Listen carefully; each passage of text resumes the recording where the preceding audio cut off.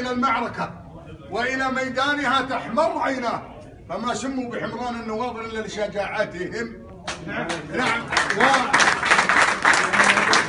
واحد بعد حفل في عند مطير، يمكن أنتم شفتوه في التلفزيون، قال لي يا ابو راكان انتم المعجزات خافوا والله، المعجزات دي للانبياء، كيف تحطونها لمطير؟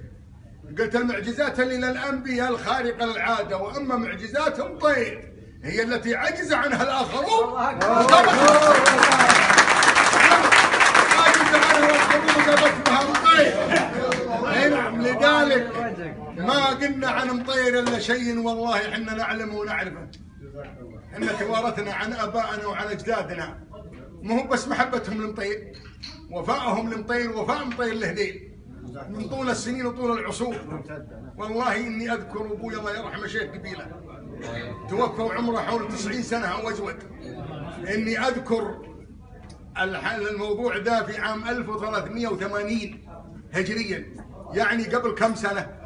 سنة ال60، 40 سنه، 60. والله ان الهافات الحمر قدامي كان يتخيلها قدام ابوي، قدام بيت ابوي، جايين مطير بني عبد الله اهل الحره، انهم صافينها مثل صف العسكر، وانهم نازلين علينا مثل الجيش يوم نزلوا في هالهافات.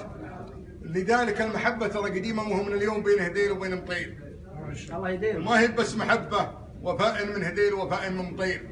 يسالني واحد يقول يا ابو راكان انتم سويتوا حفل كبير لمطير، والله حفل قفل الطريق السريع ما بين مكة والطائف، والأول مرة يوقف الخط السريع انه يوقف يوم جت مطير. الحفل الكبير ذا قلت لأن مطير قبيلة تستحق هذا الحفل، احنا ما سوينا الا في مستوى مطير. هذا صحيح. والمضيفة قبيلة كبيرة والضايفة قبيلة كبيرة، ذلك من مادة الطيب بيننا وبينكم، وزارق الطيب بيننا وبينكم، والعلم الغانم بيننا وبينكم. والله ان مورثين عيالنا بعدنا. والله يوم جت اللجان في حفل مطير في وادي نخله، قالوا اللجان، يمكن انكم شفتوا الحفل، اكثر من 100 فرس وفارس، اكثر من 100 ولد معشره بالبندق، كلهم من يوم اذن الفجر وهم جالسين في الميدان ينتظرون الحفل من صبح لين جتنا مطير قريب العصر او بعد العصر. قالوا يا ابو راكان نبغى شعار لنا يا اللجان، وش نحط شعار للحفل؟ قلت اكتبوا بس كلمة مرحبا مطير، حطوها على الكتوبرين.